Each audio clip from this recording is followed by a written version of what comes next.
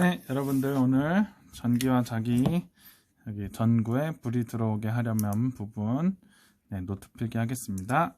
자, 일단 줄 2개 긋고 위에 거는 3등분 해서 여기 학번 이름 쓰시고 1쪽, 그 다음에 여기 대단원 제목이 전기와 자기죠. 전기와 자기고, 중단원 제목은 썰렁하게도 전기고, 그 다음에 이제 소단원 제목이 03. 전구에 불이 들어오게 하려면 그 영상으로 볼 때 파란색이랑 검정색이 구분이 잘 안 간다 그래서 저는 일부러 하늘색으로 좀 해봤습니다. 자, 오늘의 단원의 핵심 개념은 뭘까? 영상 두 편 보시면서 뭐가 핵심 개념 같았어요? 네, 당연히 전류와, 빨간색도 마찬가지로 제가 좀 더 밝게 하려고 주황색으로 했는데, 여러분은 뭐 주황색으로 하셔도 되고 빨간색으로 하셔도 괜찮습니다. 자, 핵심 개념은 전류와 전압입니다. 오케이.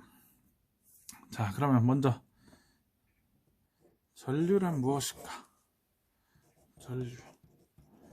전류란 무엇일까? 첫 번째, 전류란 전하의 흐름입니다. 전하의 흐름. 자, 그럼 전류의 방향은 어떻게 될까요? 전하의 흐름이란 건 방향이 있는데, 전류의 방향은 플러스 극에서 어디로? 네, 마이너스 극으로 흐릅니다. 자, 근데 여기서 CF라는 건 비교라는 뜻이에요. 비교해보자. 뭘 비교해? 전자의 이동 방향은 어떻게 되더라? 전류의 방향은 플러스에서 마이너스 극으로 가는데, 전자의 이동 방향은 반대죠. 마이너스 극에서 플러스 극으로 간다. 네. 자, 그 다음에 우리 전류가 흐른다는 것은 무엇일까? 전류가 흐른다는 것은 사실은 그 안에 전자들이 움직인다는 겁니다. 그래서 그거를 그림으로 좀 표현해 볼게요. 전류가 흐른다는 것은, 자, 전류가 흐르지 않을 때, 그리고 전류가 흐를 때 비교해서 그려보면, 자, 전류가 흐르는 그 선을 뭐라 그러죠? 전선 또는 도선이라고 합니다. 이런 거 있죠? 이런 거 아시죠? 여러분들 다음 주 실험할 때 이런 도선 쓰게 될 텐데, 이 도선을 확대한 거야. 이렇게 얇은 도선을 이렇게 두껍게 확대한 거예요. 그 도선은 여기서 끝이 아니고 더 이어지겠죠. 그래서 전류가 안 흐를 때는, 자, 당연히 도선 안에는 이렇게 플러스 양전하를 띠는 원자 핵들이 있고, 그 사이사이를 이렇게 전자들이 가는 건데, 전류가 흐르지 않을 때는 이 전자들의 움직임이 방향이 어때요? 전류가 흐르지 않을 때도 움직여요.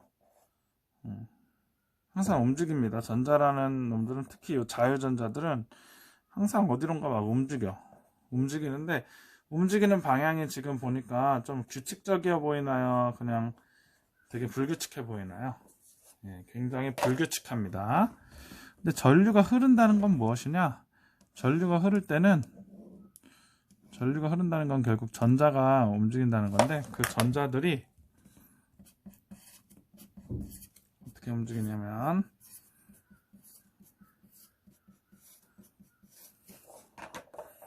우리 요 왼쪽이 마이너스 극이라고 해볼까?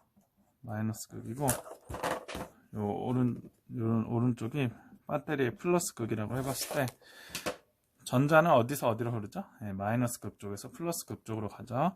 그래서 전류가 흐른다는 얘기는 이 전자들의 움직임이 갑자기 아까 그 영상 보셨죠?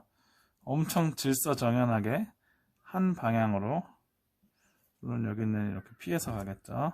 이렇게 피해서 가긴 하지만 어쨌든 한 방향으로 쫙 가게 되는 게 전류가 흐른다는 의미입니다. 네, 자, 넘겨서 자, 이쪽. 자, 4번 전류의 세기에 대해서 좀 말해 볼게요. 자, 전류라는 게 전하의 흐름인데 센 전류가 있고 약한 전류가 있죠. 전류의 세기는 어떻게 판단하냐? 전류의 세기는 이렇게 판단합니다. 1초 동안 전선의 한 단면을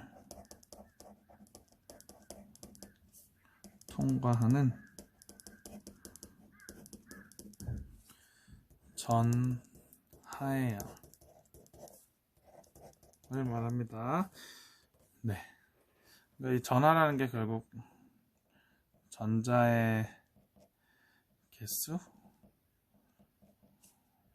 관련이 있음. 그러니까 전자가 많이 통과할수록 1초 동안 그 지점을 많이 통과할수록 전하의 양도 커지는 거겠죠. 자, 그래서 여기서 중요한 건 1초 동안 전선의 한 단면을 통과하는 전하의 양. 자, 전자의 개수와 관련이 있다. 자, 이게 무슨 말인지 이해가 되시나요? 아까 영상을 잘 이해하셨다면 이해가 바로 되실 텐데 좀 생소한 내용이 많아서 바로 이해가 안 되신 분들이 많이 있을 거예요. 자, 그래서 한 번 더 제가 설명을 드리겠습니다. 요건 당연히 도선이겠죠. 아까 도선을 확대해서 그린 거예요. 자, 그럼 도선 속에는 당연히 이런 양전하를 띠는 원자, 핵 이런 애들이 있고 그 사이를 전자가 움직이는데, 자, 이번에도 요 왼쪽이 마이너스 극을 연결한 쪽이고 오른쪽이 플러스 극을 연결한 쪽이라 합시다. 자, 그래서 전류가 흐른다는 것은 얘네들이 이렇게 이동을 하는 거죠. 전자가 이렇게 이동을 하는데 한 단면이란 건 뭐냐면 요 전선을 뚝 자르면 여기가 이렇게 동그랗게 보일 거 아니에요? 그 동그랗게 된 그 한 면, 전선을 실제로 자를 수가 없어서 단면이라고 하기가 좀 그런데, 예를 들어 뭐 요게 전선이라고 해봐요. 요건 배터리긴 하지만 여기를 탁 잘랐을 때 요거를 단면이라 그러거든요. 네, 이걸 전선이라고 해봤을 때 요걸 탁 잘랐을 때 요 면이 단면입니다. 그래서 그 단면을 요 그림에서 표현해 주자면 이걸 뚝 잘라보는 거예요. 이렇게 도선을 뚝 잘라서, 자, 저처럼 혹시 노란색이나 형광펜이 있는 분은 형광펜으로 색칠해 보시고 아니신 분은 그냥 빗금을 쳐보세요. 검은색이나 뭐 하여튼 그런 색깔 펜으로 빗금을 쳐보면 요게 한 단면이다. 요게 단면이야.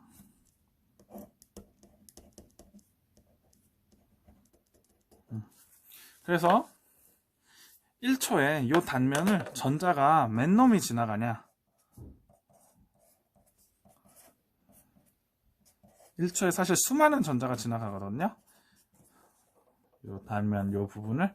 그래서 요 단면을 몇 놈이 지나가냐, 1초 동안 몇 놈이 지나가냐가 바로 전류의 세기입니다. 그래서 전자가 엄청 빨리 많이 지나가면, 많은 개수의 전자가 지나가면 전류가 센 거고, 전자가 좀 느리게 가서 뭐 몇 명 안 지나가면 전류가 약한 겁니다. 자, 그래서 전류를 여기서 측정하는 거야. 여기 여러분들 캐릭터 하나 그려야 돼요. 자, 이번에 옆모습을 그릴 거예요. 슉슉슉. 눈을 그려주고, 옆모습이니까 이렇게 귀도 그려주고, 이렇게 그려주고. 자,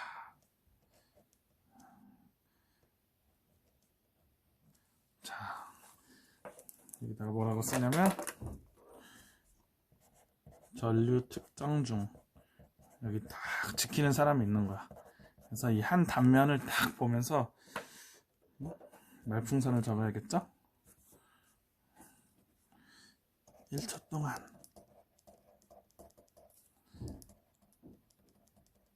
몇 개가 지나가는지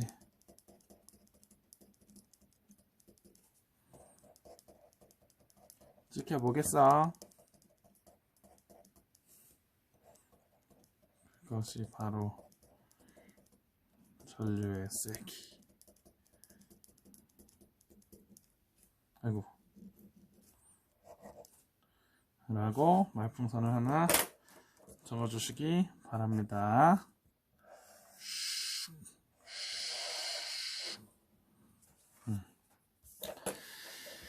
자,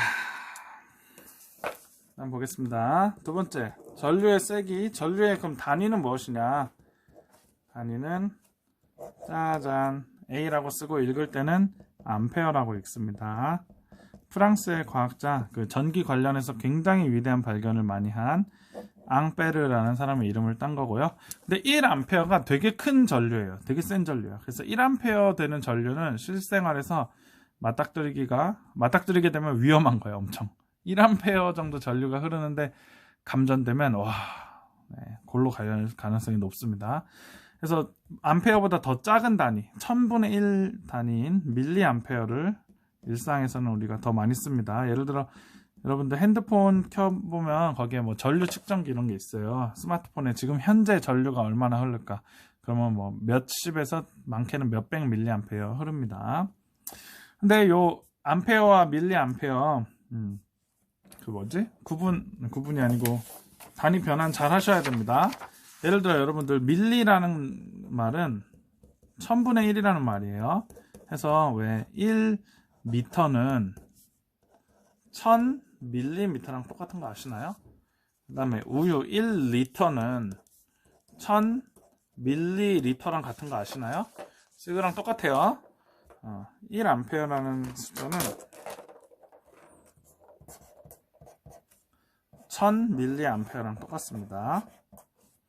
그러면 반대로 1밀리암페어는 1000분의 1 암페어랑 똑같고요. 소수로 하면 0.001 암페어랑 똑같습니다. 꼭 기억하시기 바랍니다.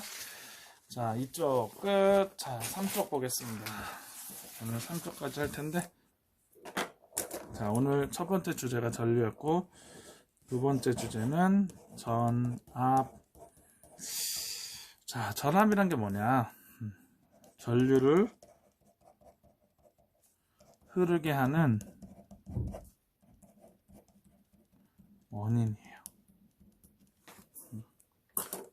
전류를 흐르게 하는 원인인데 좀 더 본질적인 뜻이 있어요. 근데 사실 본질적인 뜻은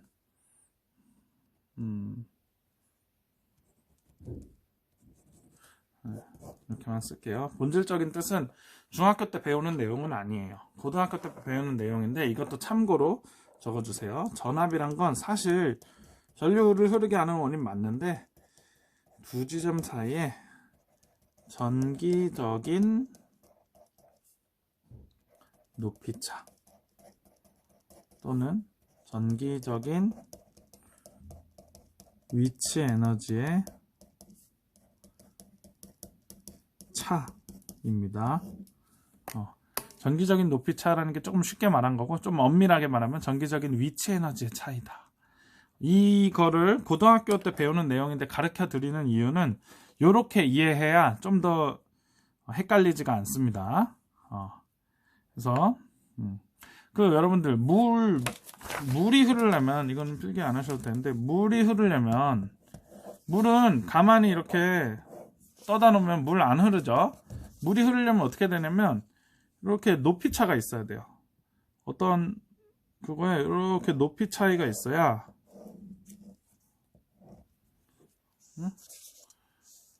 높이 차이가 있어야 위에서 아래로 물이 흐르거든요. 그래서 물을 흐르게 해주는 것은 요 높이 차죠. 여기와 요 지점에 높이 차. 높이 차가 물을 흐르게 해주는 거거든요. 근데 전류를 흐르게 하는 원인은 그럼 뭐냐? 전류를 흐르게 하는 원인은 우리가 눈에 보이진 않지만 전기적인 높이 차입니다. 전기적인 높이 차. 다시 말해 전기적인 위치 에너지 차예요. 그러니까 요게 있어야 전류라는 게 흐를 수 있는 거예요. 요게 세면 전류가 더 세게 흐르겠고, 그러니까 전압이 세면 전류가 당연히 세게 흐르겠죠. 마찬가지입니다. 높이 차도 물이 흐를 때도 이렇게 높이 차이가 많이 나면은 폭포처럼 막 이렇게 흐르잖아요. 높이 차이가 조금 나. 높이 차이가 막 여기서 여기까지밖에 안 나. 그러면 쩔쩔쩔쩔 흐르죠. 그런 것처럼 요 전기적인 높이 차도 많이 나면, 즉 전압이라는 게 크면 클수록 전류가 잘 흐르겠죠. 네, 이거 염두에 두시면서. 네, 그 다음에 전압의 단위는 뭘 쓰냐? 볼트를 씁니다. 볼트. V라고 쓰고 읽을 땐 볼트라고 해요. 볼트라는 단위 익숙하시죠? 우리 가정에서 쓰는 그거 220볼트. 그 다음에 핸드폰 충전기, 요즘 좀 기종마다 좀 다른데 보통 5볼트, 뭐 9볼트, 12볼트 이렇게 돼 있죠. 그래서 볼트, 그게 전압이라는 건데, 전압이 있어야 전류가 결국 흐를 수 있는 겁니다. 자, 그래서 전압은 짧게 했고, 자, 3번 전류계 and 전압계 연결 방법에 대해서 보겠습니다. 자, 이 개념을 하기 위해서는 먼저 전기 회로가 뭔지 알아야 되는데, 자, 전류가 흐르려면은 여러분들 전류가 흐를 수 있는 길이 필요해요. 통로가 필요해요. 그 통로를 우리가 전기 회로라고 합니다. 전류가 흐를 수 있는 통로, 이게 전기 회로인데, 보통 우리 학교 앞에 길 이름이 뭐죠? 탄현로죠. 탄현로. 그 다음에 뭐 저쪽에 일현로도 있고 뭐 탄중로도 있고, 그렇죠. 원래 길 하면 이런 길이 있으면 무슨 로 이럽니다. 이건 필기 안 하셔도 돼요. 근데 여기서는 회로라는 말을 쓰네요. 회로. 회가 뭘까? 네, 회는 회전한다는 겁니다. 다시 말해 삥삥 돈다는 거예요. 근데 전류가 흐르려면, 자동차가 그냥 간다면 여기서부터 여기까지 그냥 이런 쭉 뻗은 길이면 자동차가 잘 가죠. 근데 전류는 반드시 여기서 출발하잖아? 이쪽으로 가잖아? 여기서 길이 끝나면 전류라는 건 흐를 수가 없어요. 반드시 길이 다시 출발 지점으로 돌아와요. 그래서 뱅글뱅글 계속 돌 수 있어야 전류는 흐를 수 있어요. 그래서 이런 길을 빙빙 돌아가는 길 해서 회로라 그럽니다. 회로. 그래서 전류가 흐르는 길은 그냥 전기로라고 하면 그런 길에선 전류가 흐를 수 없어요. 반드시 회로여야 돼요. 그래서 전기 회로, 전류가 흐를 수 있는 통로인데, 자, 그래서 한번 보겠습니다.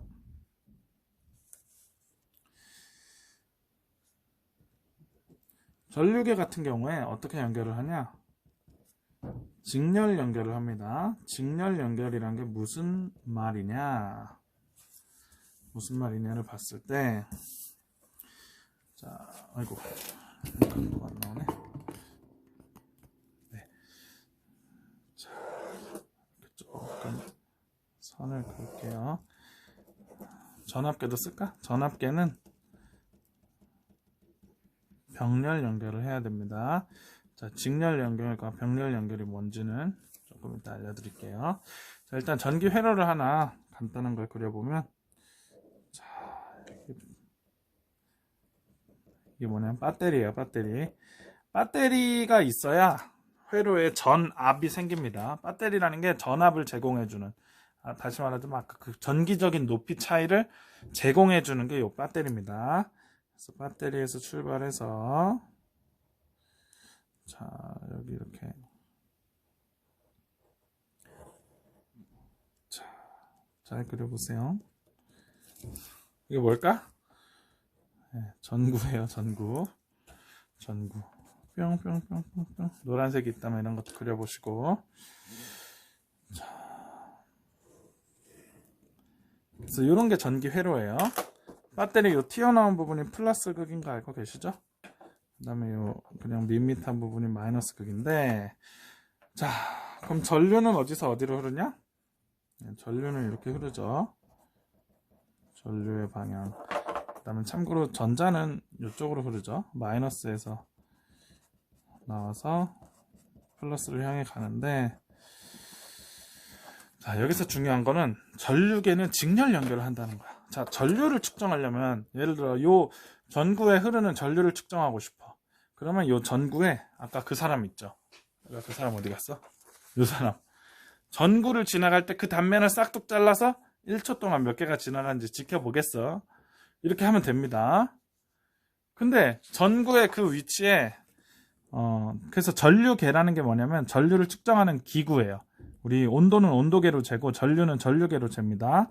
근데 이 전구의 전류계를 직접 연결을 할 수 없으니까 어디다가 연결을 하냐면 여기다가 연결을 합니다.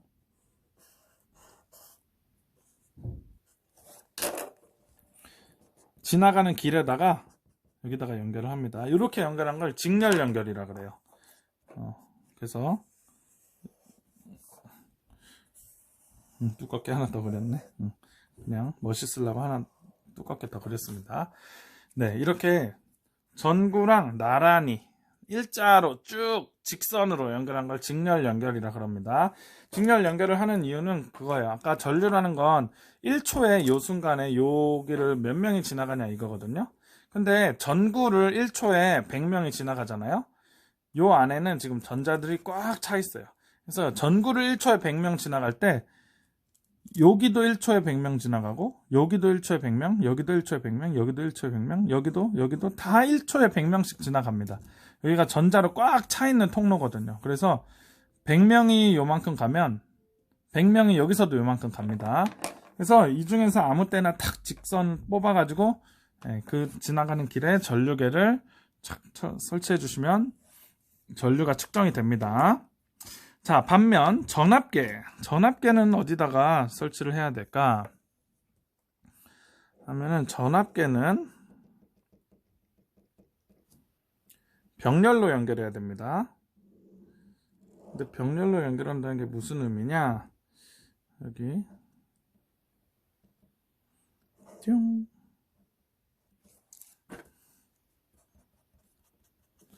병렬로 연결한다는 건 뭐냐면 길을 하나 더 만드는 거예요. 통로를.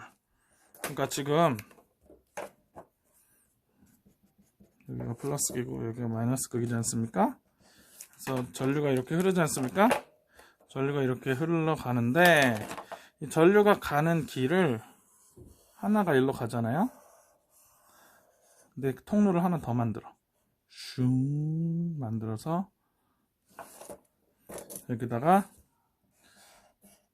전압계를 연결합니다. 전압계를 연결하고 그 다음에 이 통로를 다시 합류를 시켜요. 자, 이렇게 하는 이유는 무엇이냐면 전압계라는 건 높이차를 재는 거예요. 전기적인 높이차.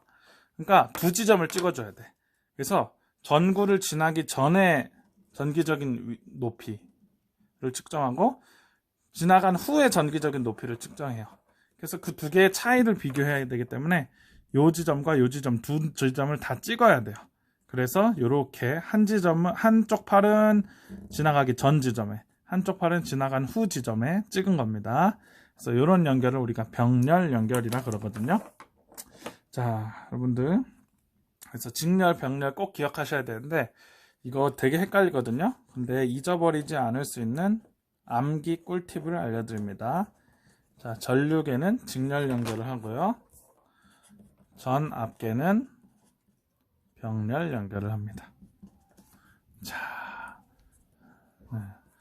이거 보고 비웃으시는 분이 있을 수도 있는데 시험 때 이게 지금 여러분들이 이걸 들으셨으면 잊어버리지 않거든요. 그럼 시험 때 감사하다고 할 수도 있습니다. 네, 아무튼 오늘 노트 필기 이렇게 하겠습니다. 수고하셨습니다.